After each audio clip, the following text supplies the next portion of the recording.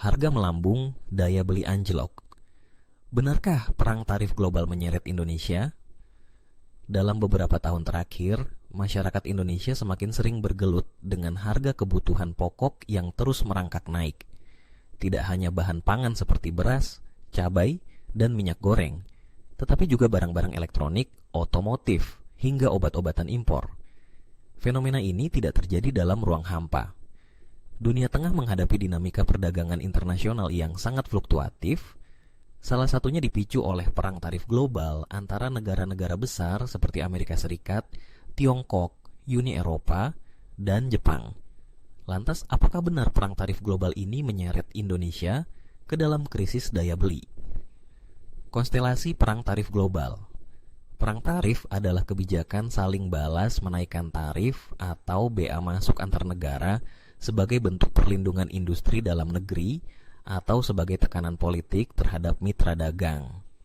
Istilah ini kembali mencuat setelah pemerintahan Presiden Donald Trump di Amerika Serikat meluncurkan gelombang kebijakan proteksionis pada tahun 2018.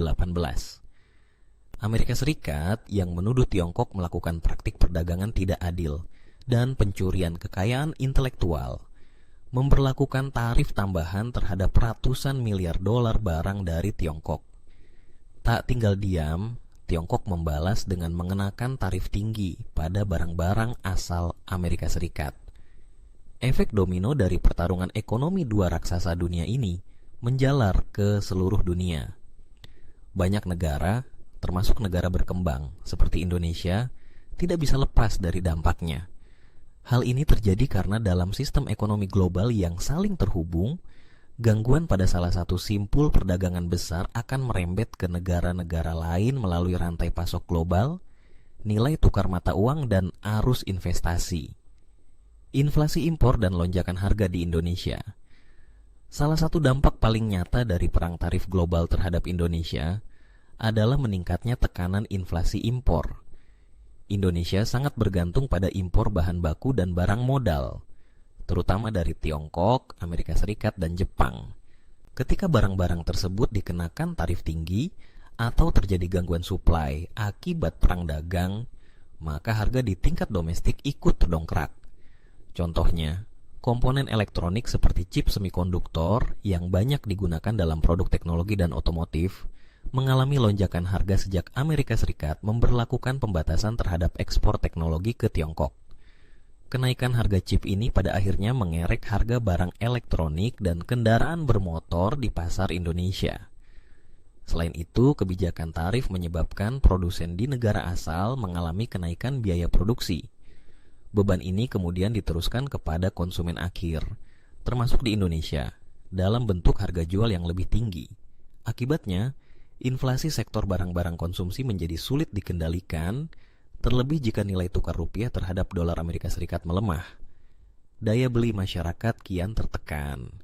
Ketika harga barang dan jasa melonjak, namun pendapatan masyarakat stagnan, maka daya beli pun terkikis. Data dari Badan Pusat Statistik (BPS) menunjukkan bahwa selama 2 tahun terakhir, pertumbuhan konsumsi rumah tangga sebagai penyumbang utama produk domestik bruto (PDB) Indonesia mengalami perlambatan. Sektor retail pun mengeluh karena penjualan turun, terutama di kalangan masyarakat kelas menengah ke bawah. Fenomena ini semakin diperburuk dengan naiknya harga bahan pokok yang sensitif seperti beras, minyak goreng, dan gula. Pemerintah memang mencoba melakukan intervensi melalui subsidi dan operasi pasar, namun, tekanan global yang bersifat struktural membuat upaya tersebut hanya bersifat sementara. Dalam jangka panjang, pelemahan daya beli dapat berujung pada stagnasi ekonomi, meningkatnya angka kemiskinan, dan ketimpangan sosial yang makin lebar. Inilah sebabnya mengapa perang tarif global harus dilihat bukan sekadar sebagai konflik antar negara besar, melainkan sebagai ancaman terhadap stabilitas ekonomi negara berkembang seperti Indonesia. Pukulan terhadap sektor industri dan ekspor. Perang tarif juga berdampak signifikan terhadap sektor industri dan ekspor Indonesia. Banyak pelaku industri dalam negeri yang mengandalkan bahan baku impor dari Tiongkok dan negara lain, kini menghadapi biaya produksi yang lebih tinggi. Hal ini membuat daya saing produk Indonesia di pasar internasional menurun, terutama jika dibandingkan dengan negara pesaing yang memiliki struktur biaya lebih efisien. Di sisi lain, ekspor Indonesia juga terpukul karena permintaan global yang melambat akibat ketidakpastian perdagangan. Ketika ekonomi Tiongkok melambat karena tekanan tarif Amerika Serikat, permintaan terhadap komoditas utama Indonesia seperti batu bara, nikel, dan minyak sawit ikut merosot. Akibatnya, neraca perdagangan Indonesia menjadi lebih rentan terhadap defisit. Perusahaan multinasional yang sebelumnya menjadikan Indonesia sebagai bagian dari rantai pasok global juga mulai meninjau ulang strategi mereka. Beberapa bahkan mempertimbangkan relokasi ke negara-negara dengan risiko geopolitik yang lebih rendah atau insentif fiskal yang lebih menarik. Ketergantungan terhadap rantai pasok global.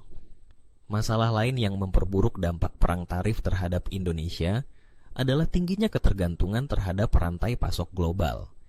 Indonesia belum memiliki struktur industri hulu yang kuat, sehingga banyak sektor bergantung pada komponen dan teknologi dari luar negeri. Ketika terjadi disrupsi global seperti perang tarif atau pandemi, maka kemampuan produksi dalam negeri pun ikut terganggu. Contoh konkret terlihat pada industri otomotif dan elektronik yang sempat mengalami kelangkaan komponen akibat terganggunya pasokan dari Tiongkok selama perang dagang berlangsung. Hal ini membuat biaya produksi melonjak dan pasokan ke pasar domestik tersendat, yang pada akhirnya mengerek harga barang dan memperburuk tekanan inflasi. Upaya substitusi impor memang mulai digaungkan pemerintah, namun proses ini memerlukan waktu, investasi besar, serta transfer teknologi yang tidak mudah.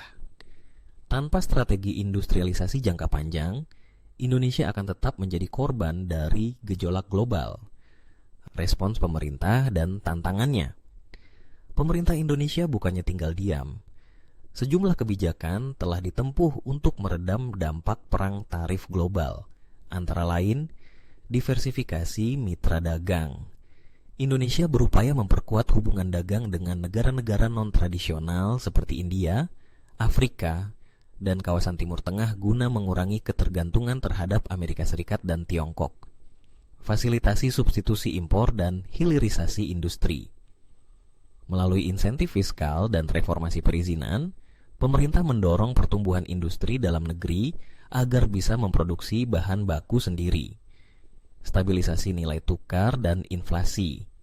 Bank Indonesia aktif dalam menjaga stabilitas nilai tukar rupiah melalui intervensi pasar dan pengelolaan suku bunga guna menekan inflasi impor. Perjanjian dagang regional.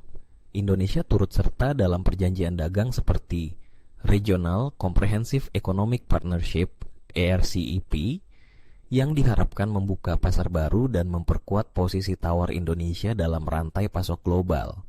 Namun, efektivitas kebijakan ini sangat tergantung pada faktor eksternal yang tidak sepenuhnya dapat dikendalikan.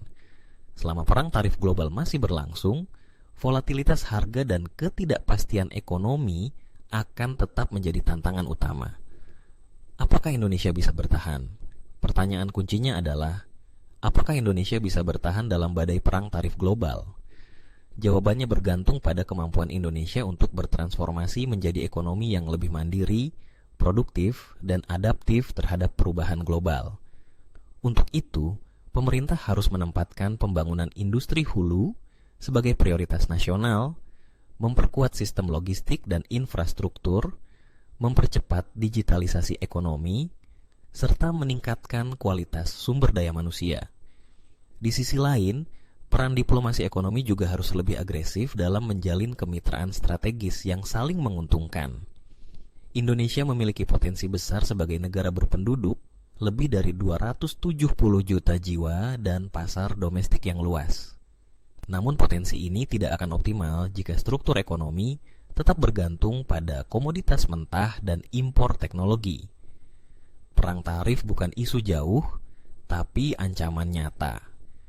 Perang tarif global bukanlah isu yang hanya relevan di ruang diplomasi antar negara besar. Dampaknya sangat nyata di Indonesia. Harga barang melonjak, daya beli menurun. industri terguncang dan ekspor melemah.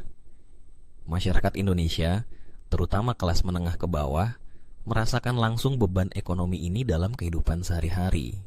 Maka, sudah saatnya isu ini mendapat perhatian serius dari seluruh pemangku kepentingan. Perang tarif bukan sekadar permainan angka dalam neraca perdagangan, melainkan pertempuran nasib jutaan orang yang bergantung pada kestabilan ekonomi nasional. Indonesia harus memperkuat fondasi ekonominya agar tidak menjadi korban dari pertarungan geopolitik global yang semakin keras dan tak terduga.